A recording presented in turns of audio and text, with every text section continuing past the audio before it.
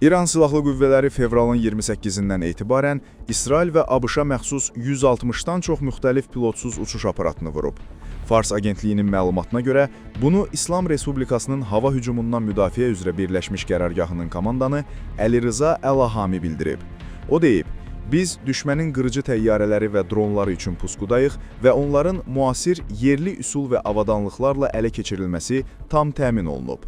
Əlahami əlavə edib ki, hava hücumundan müdafiə qüvvələrinin igid döyüşçüləri Ramazan müharibəsi zamanı düşmənin bir neçə müasir qırıcı təyyarəsini, həmçinin MK-9, Hermes, Lukas və digər növ ABŞ-İsrail mənşəli 160-dan çox dronu, eləcə də onlarla qanadlı raketi məhv etməyə nail olublar.